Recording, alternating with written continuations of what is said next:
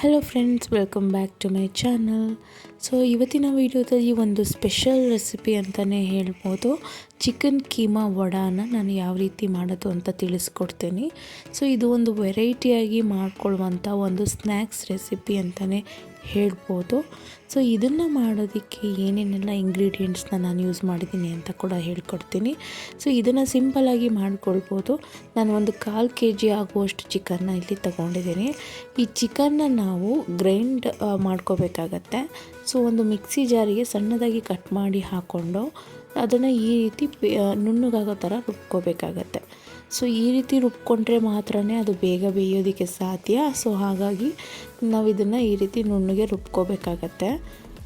ಇದನ್ನು ಮಾಡೋದಕ್ಕಾಗಿ ಶುಂಠಿ ಬೆಳ್ಳುಳ್ಳಿ ಪೇಸ್ಟನ್ನ ಕೂಡ ನಾನು ಮಾಡ್ಕೊಂಡಿದ್ದೆ. ಸೊ ಅದೇ ಮಿಕ್ಸಿ ಜಾರಲ್ಲಿ ನಾನು ಈ ಚಿಕನ್ನು ಕೂಡ ನಾನು ರುಬ್ಕೊಂಡಿರೋ ಅಂಥದ್ದು. ಈ ಚಿಕನ್ ಕೀಮಾ ವಡಾನ ಮಾಡೋದಕ್ಕೆ ನಾನು ಒಂದು ಈರುಳ್ಳಿನ ಚಾಪರಲ್ಲಿ ಸಣ್ಣದಾಗಿ ಚಾಪ್ ಮಾಡಿ ಇಟ್ಕೊಂಡಿದ್ದೀನಿ. ಜೊತೆಗೆ ಕೊತ್ತಂಬರಿ ಸೊಪ್ಪು ಕೂಡ, ಶುಂಠಿ ಬೆಳ್ಳುಳ್ಳಿ ಪೇಸ್ಟು ನಾನು ಏನು ತೋರಿಸ್ತಾ ಇದ್ದೀನಿ ಅಷ್ಟೂ ಬಳಸೋದಿಲ್ಲ. ಒಂದು ಅರ್ಧ ಟೇಬಲ್ ಸ್ಪೂನ್ ಆಗುವಷ್ಟು ಶುಂಠಿ ಬೆಳ್ಳುಳ್ಳಿ ಸಾಕಾಗುತ್ತೆ ಒಂದು 1/4 kg ಚಿಕನ್ನಿಗೆ. ಜೊತೆಗೆ ಅರ್ಧ ಟೇಬಲ್ ಸ್ಪೂನ್ ಧನಿಯಾ ಪೌಡರ್, ಅರ್ಧ ಟೇಬಲ್ ಸ್ಪೂನ್ ಅಚ್ಚಕಾರದ ಪುಡಿ, ಅರ್ಧ ಟೇಬಲ್ ಸ್ಪೂನ್ ಗರಂ ಮಸಾಲ, ಜೊತೆಗೆ ರುಚಿಗೆ ತಕ್ಕಷ್ಟು ಉಪ್ಪು.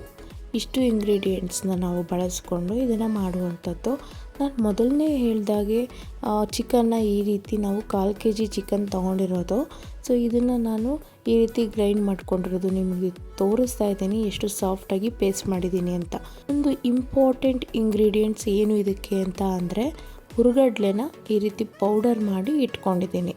ಸೊ ಇದರಲ್ಲಿ ನಾನು ತೋರಿಸ್ತಾ ಇರೋದು ಬೌಲು, ಅದರಲ್ಲಿ 1/2 ಬೌಲ್ ಆಗೋಷ್ಟು ನಾನು ಹುರುಗಡ್ಲೆನ ಪುಡಿ ಮಾಡಿ ಇಟ್ಕೊಂಡಿದ್ದೀನಿ. ಈಗೇನು ತೋರಿಸ್ತಾ ಇದ್ದೀನಿ ಇಷ್ಟೇ ಇಂಗ್ರೀಡಿಯೆಂಟ್ಸ್ನ ಬಳಸ್ಕೊಂಡು ಸೂಪರಾಗಿರುವಂಥ ಒಂದು ರೆಸಿಪಿನ ನಾವು ರೆಡಿ ಮಾಡ್ಬೋದು. ಸೊ ಇದನ್ನು ಡೀಪ್ ಫ್ರೈ ಏನೂ ಮಾಡೋ ಹಾಗಿಲ್ಲ. ಯಾವ ರೀತಿ ಮಾಡೋದು ಅಂತ ನೋಡೋಣ. ಒಂದು ಬೌಲ್ಗೆ ನಾನು ರುಬ್ಬಿಟ್ಕೊಂಡಿರುವಂಥ ಚಿಕನ್ನ ಹಾಕ್ಕೊತಾ ಇದ್ದೀನಿ. ಸೊ ಆ ಚಿಕನ್ನ ಹಾಕ್ಕೊಂಡು ರುಚಿಗೆ ತಕ್ಕಷ್ಟು ಉಪ್ಪನ್ನು ಸೇರಿಸ್ಕೊಳ್ತಾ ಇದ್ದೀನಿ. ಜೊತೆಗೆ ಶುಂಠಿ ಬೆಳ್ಳುಳ್ಳಿ ಪೇಸ್ಟು ಅರ್ಧ ಟೇಬಲ್ ಸ್ಪೂನ್ ಆಗುವಷ್ಟು ಮಾತ್ರ ಶುಂಠಿ ಬೆಳ್ಳುಳ್ಳಿ ಪೇಸ್ಟ್ನ ಕೂಡ ನಾನು ತೊಗೊಳ್ತಾ ಇದ್ದೀನಿ. ಜೊತೆಗೆ ಗರಂ ಮಸಾಲ, ಧನಿಯಾ ಪೌಡರ್, ಹಾಗೆಯೇ ಖಾರದ ಪುಡಿ, ಇದು ಮೂರನ್ನೂ ಕೂಡ ಹಾಕ್ಕೊಳ್ತಾ ಇದ್ದೀನಿ. ಜೊತೆಗೆ ಚಾಪರಲ್ಲಿ ಚಾಪ್ ಮಾಡ್ಕೊಂಡಿರುವಂಥ ಒಂದು ಆನಿಯನ್ನ ನಾನು ತೊಗೊಂಡಿದ್ದೀನಿ. ಸಣ್ಣದಾಗಿ ಚಾಪ್ ಮಾಡ್ಕೋಬೇಕಾಗತ್ತೆ. ನಾನು ಚಾಪರ್ನ ಬಳಸ್ಕೊಂಡು ಸಣ್ಣದಾಗಿ ಚಾಪ್ ಮಾಡ್ಕೊಂಡಿರೋ ಅಂಥದ್ದು. ಸೊ ಚಾಪರ್ ಇಲ್ಲ ಅಂತ ಅಂದರೆ ನೀವು ಹಾಗೆಯೇ ಸಣ್ಣದಾಗಿ ಕಟ್ ಮಾಡ್ಕೊಳ್ಬೋದು. ಇಲ್ಲ ಅಂತ ಅಂದರೆ ಒಂದು ಮಿಕ್ಸಿಯನ್ನು ತೊಗೊಂಡ್ಬಿಟ್ಟು ಅದರಲ್ಲಿ ಒಂದು ರೌಂಡ್ ನೀವು ಆನಿಯನ್ನ ಹಾಕ್ಕೊಂಡು ಕೂಡ ಚಾಪ್ ಆಗುತ್ತೆ.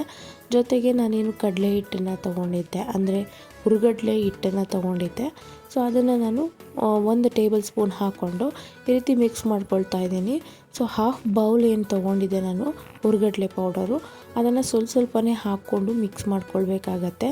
ಎಂತ ಅಂದರೆ ಇದನ್ನು ಮಾಡೋವಾಗ ತುಂಬ ತೆಳುವಾಗೂ ಆಗಬಾರ್ದು, ತುಂಬ ಗಟ್ಟಿನೂ ಆಗಬಾರ್ದು. ಹಾಗಾಗಿ ಸ್ವಲ್ಪನೇ ನೀವು ಹುರುಗಡ್ಲೆ ಹಿಟ್ಟನ್ನು ಒಂದೊಂದು ಸ್ಪೂನೇ ಬೆರೆಸ್ಕೊಂಡು ಈ ರೀತಿ ಚೆನ್ನಾಗಿ ಮಿಕ್ಸ್ ಮಾಡ್ಕೊಳ್ಬೇಕಾಗತ್ತೆ. ಈ ಒಂದು ರೆಸಿಪಿನ ನಾವು ಮಕ್ಕಳಿಗೂ ಕೂಡ ಮಾಡಿಕೊಡ್ಬೋದು.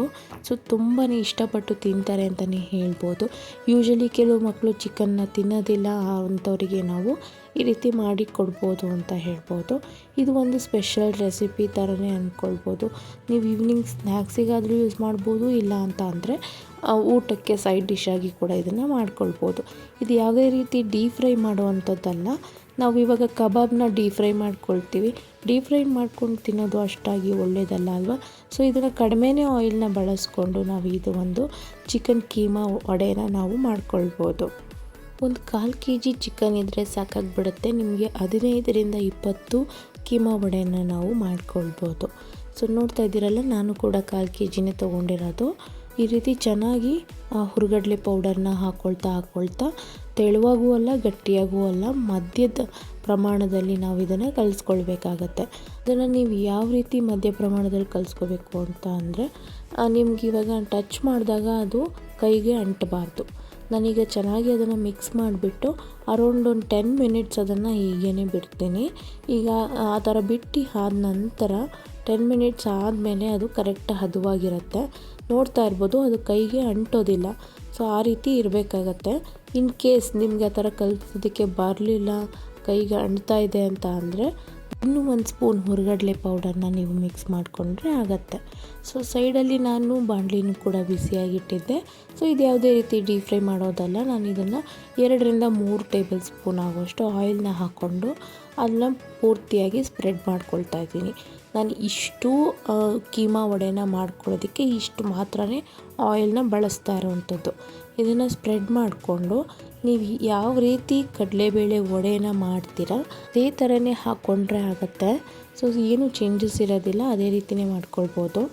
ನೀವು ಇದನ್ನು ಮೀಡಿಯಮ್ ಫ್ಲೇಮಲ್ಲಿ ಇಟ್ಕೊಂಡು ಮಾಡ್ಕೊಳ್ಬೇಕಾಗತ್ತೆ. ಹೈ ಫ್ಲೇಮಲ್ಲಿ ಇಟ್ಟಾಗ ಮೇಲೆ ಬ್ರೌನ್ ಕಲರ್ ಆಗಿಬಿಡುತ್ತೆ, ಒಳಗಡೆ ಬೆಂದಿರೋದಿಲ್ಲ. ಹಾಗಾಗಿ ನೀವು ಮೀಡಿಯಮ್ ಫ್ಲೇಮಲ್ಲಿ ಇಟ್ಕೊಂಡ್ರೆ ಒಂದು 2ರಿಂದ 3 ನಿಮಿಷದಲ್ಲೇ ಅದು ಬೆಂದ್ಬಿಡುತ್ತೆ. ಹಾಗಾಗಿ ನೀವು ಈ ರೀತಿ ಮೀಡಿಯಮ್ ಫ್ಲೇಮಲ್ಲಿ ಇಟ್ಕೊಂಡೇ ಮಾಡ್ಕೋಬೇಕಾಗತ್ತೆ. 2 ಸೈಡು ನೀವು ತಿರುಗಿಸಿ ಚೆನ್ನಾಗಿ ಬೇಯಿಸ್ಕೊಳ್ಬೇಕಾಗತ್ತೆ.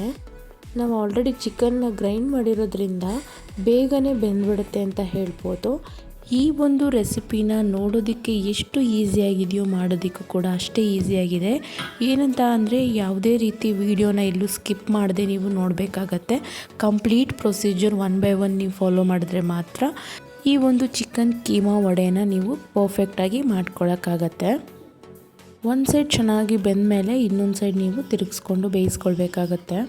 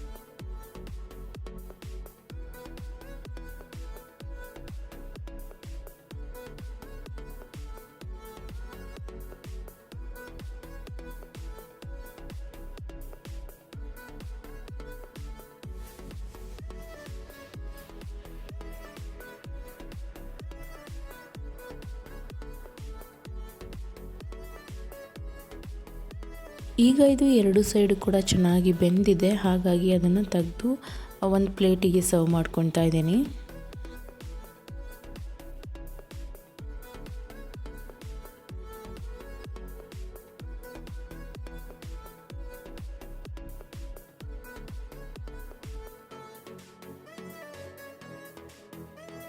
ಇದಾದ ನಂತರ ಮತ್ತೆ ಎಷ್ಟು ಮಿಕ್ಕಿತ್ತು ಅದನ್ನು ಕೂಡ ಸೇಮ್ ಆಯಿಲಲ್ಲೇ ಹಾಕ್ಕೊಳ್ತಾ ಇದ್ದೀನಿ. ಮತ್ತು ಯಾವುದೇ ರೀತಿ ಆಯಿಲ್ನ ನಾನು ಯೂಸ್ ಮಾಡ್ತಾ ಇಲ್ಲ. ಅದೇ ಆಯಿಲು ಸ್ಟಾರ್ಟಿಂಗಲ್ಲಿ ಏನು ಹಾಕ್ಕೊಂಡಿದ್ವಿ, ಸೊ ಅದೇ ಆಯಿಲಲ್ಲೇ ನಾನು ಮತ್ತೆ ಇನ್ನಷ್ಟು ಏನಿತ್ತು ಅದನ್ನು ಹಾಕ್ಕೊಂಡಿದ್ದೀನಿ. 1/4 kg ಚಿಕನಲ್ಲಿ ನೀವೇನಿಲ್ಲ ಅಂದರೂ 15ರಿಂದ 20 ಕೀಮಾ ವಡೆನ ನೀವು ಮಾಡ್ಕೊಳ್ಬೋದು. ಸೊ ಫ್ರೆಂಡ್ಸ್, ನೋಡಿದ್ರಲ್ಲ ಎಷ್ಟು ಸುಲಭವಾಗಿ ನಾವು ಈ ಒಂದು ರೆಸಿಪಿನ ಮಾಡ್ಕೊಳ್ಬೋದು ಅಂತ. ಈ ಒಂದು ರೆಸಿಪಿ ನೋಡೋದಕ್ಕೆ ಯಾವ ರೀತಿ ಚೆನ್ನಾಗಿದೆಯೋ ಟೇಸ್ಟ್ ಕೂಡ ಅದೇ ರೀತಿಯೇ ಇರುತ್ತೆ. ರೆಸಿಪಿ ಇಷ್ಟ ಆಗಿದ್ದರೆ ಮತ್ತೆ ಇನ್ನಷ್ಟು ರೆಸಿಪಿಗಳಿಗಾಗಿ ನನ್ನ ಚಾನಲ್ನ ಸಬ್ಸ್ಕ್ರೈಬ್ ಮಾಡ್ಕೊಂಡು ನೋಡಿ. ವಿಡಿಯೋ ಇಷ್ಟ ಆದರೆ ಲೈಕ್ ಮಾಡಿ. ಮತ್ತೆ ಇನ್ನೊಂದು ರೆಸಿಪಿ ಅಥವಾ ವ್ಲಾಗ್ ಒಂದಿಗೆ ಸಿಗ್ತೀನಿ. ಅಲ್ಲಿವರೆಗೂ ಥ್ಯಾಂಕ್ ಯು.